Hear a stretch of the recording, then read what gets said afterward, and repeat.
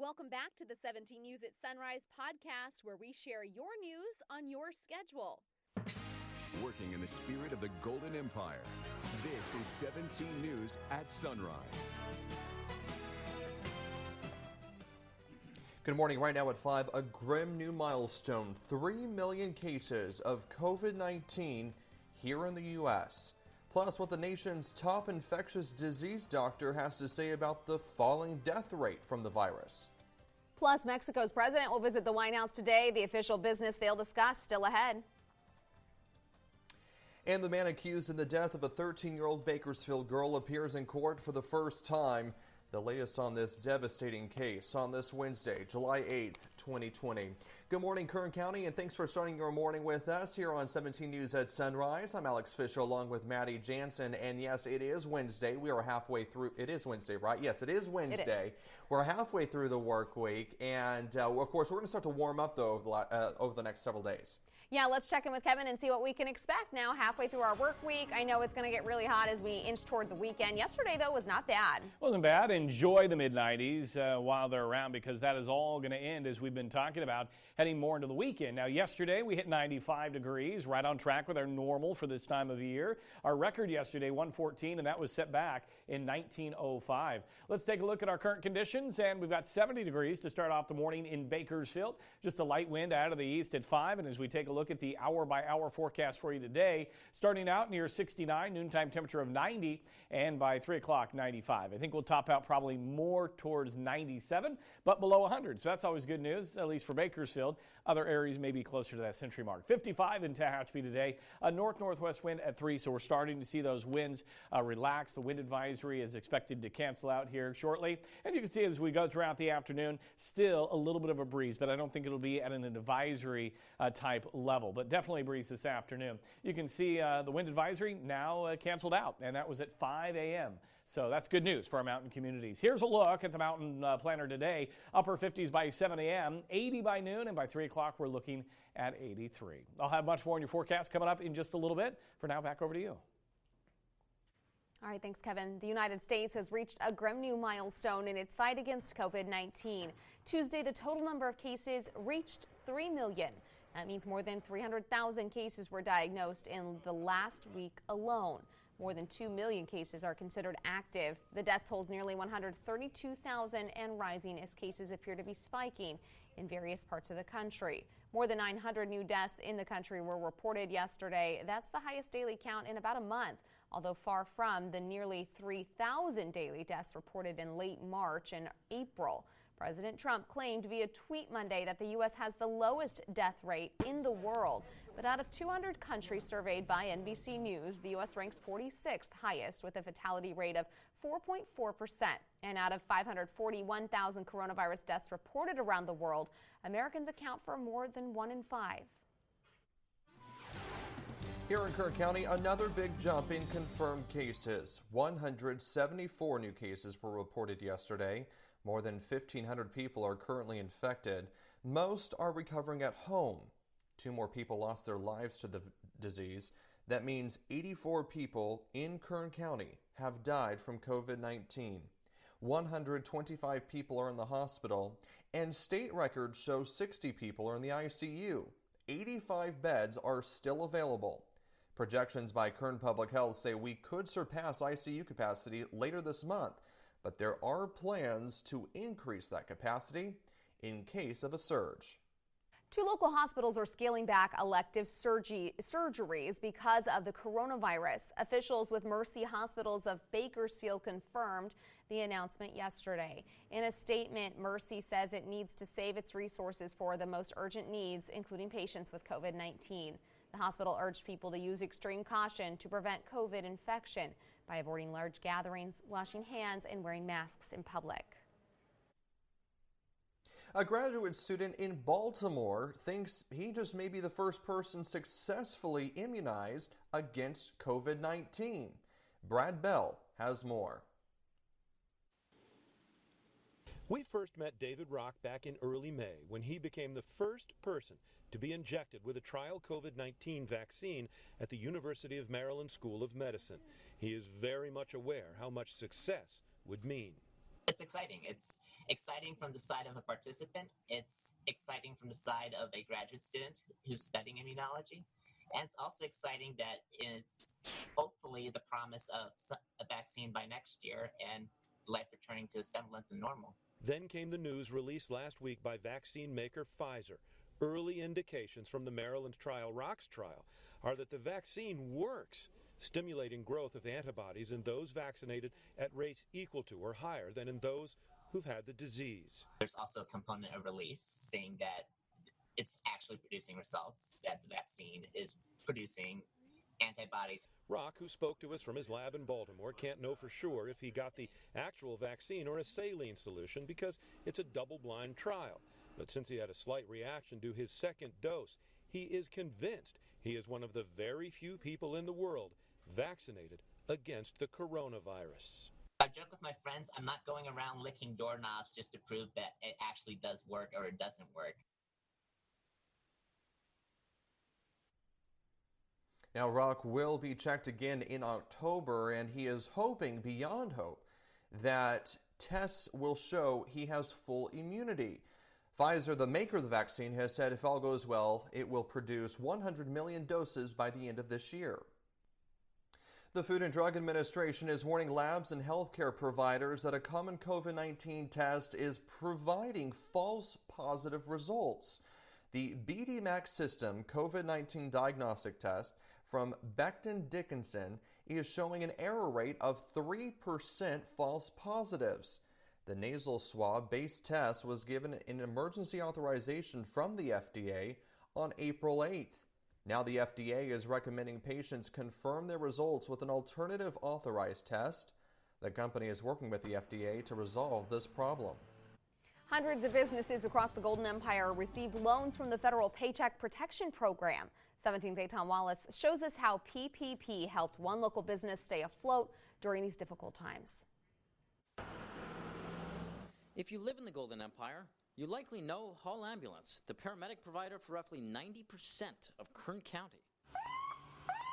But just like many companies in Kern, Hall is not immune to the economic challenges facing this country. So back in April, the company of more than 450 employees applied for and received a federal Paycheck Protection Program loan of between $5 to $10 million. The exact amount was not released. The PPP allowed Hall Ambulance to keep 100% of our workforce employed.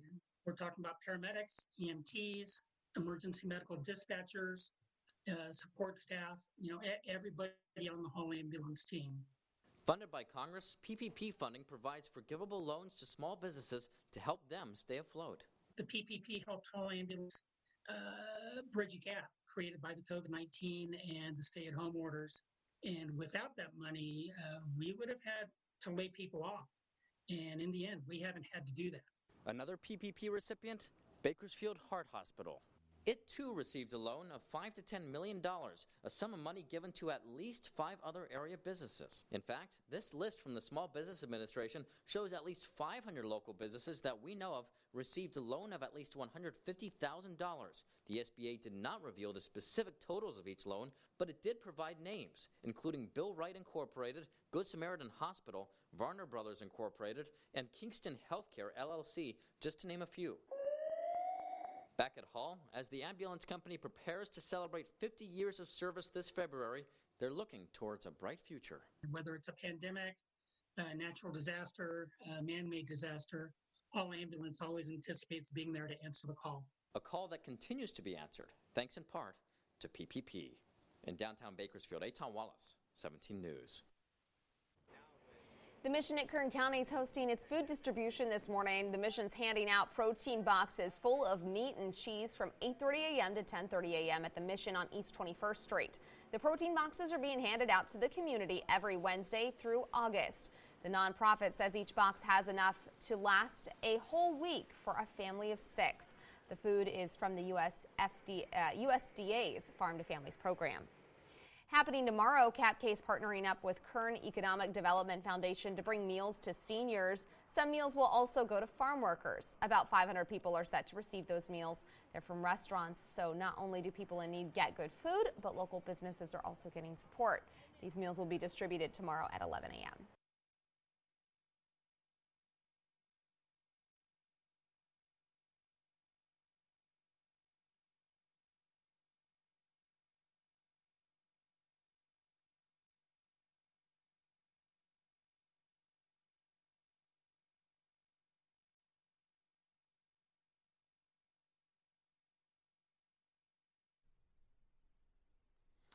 Welcome back. New details in the case against a Los Angeles man charged with the kidnap, rape, and murder of 13-year-old Patricia Alatorre. Armando Cruz appeared in court yesterday to answer to the charges that he killed the Bakersfield teen. He's charged with 12 different felonies, including first-degree murder, kidnapping, rape, possession of child pornography, and other disturbing charges involving contact with a minor. Cruz, who is 24 years old, pleaded not guilty to all charges. He has been denied bail. Those special circumstances in connection with the murder carry the death penalty or life without the possibility of parole. Now the Alatorre's family says they are one step closer to getting justice. There is now an official GoFundMe page for Alatorre's family with a goal of $18,000. We'll link that on kget.com. Now, police say they're still investigating Alatorre's death, so if you have any information, you're asked to call BPD at 327-7111.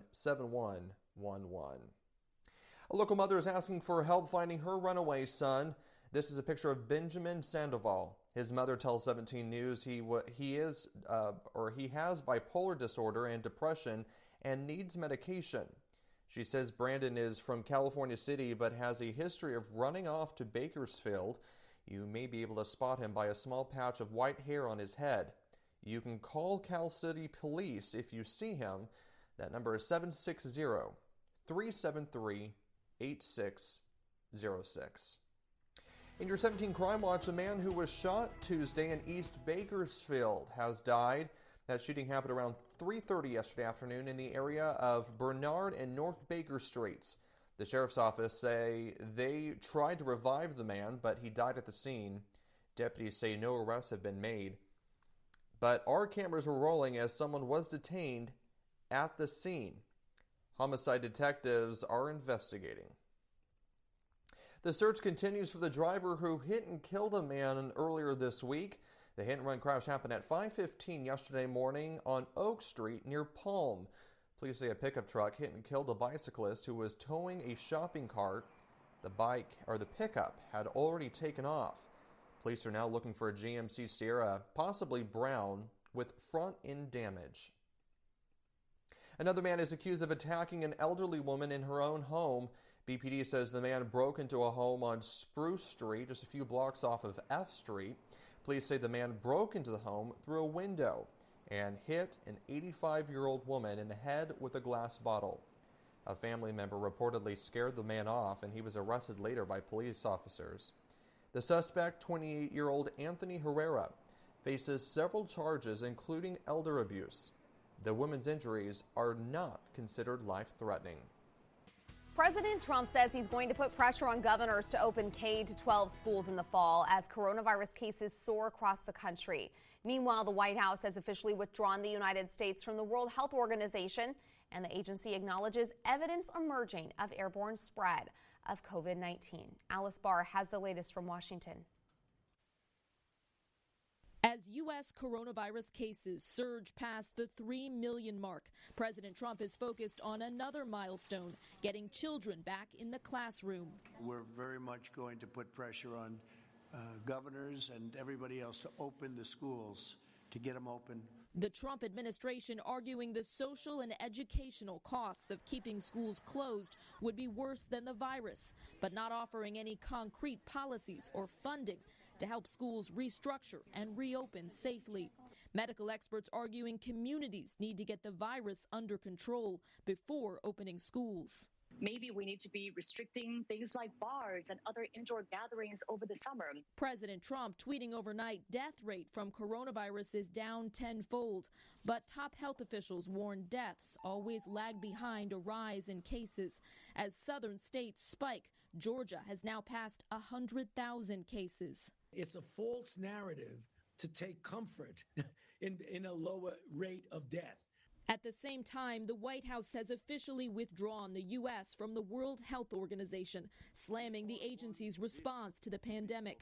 The top Democrat on the Senate Foreign Relations Committee saying the move leaves Americans sick and America alone. It comes as the WHO acknowledges emerging evidence that COVID-19 may spread through the air farther than 6 feet. Yet another challenge to bringing the surging virus under control. Dr. Fauci, the nation's top infectious disease expert, says that airborne spread of the virus can't be ruled out. He believes governors should mandate wearing face masks to help contain the pandemic. In Washington, Alice Barr, NBC News. The 17 News at Sunrise podcast is a production of KGET and Nexstar Media Group. For more on all of the headlines in today's show, head to kget.com.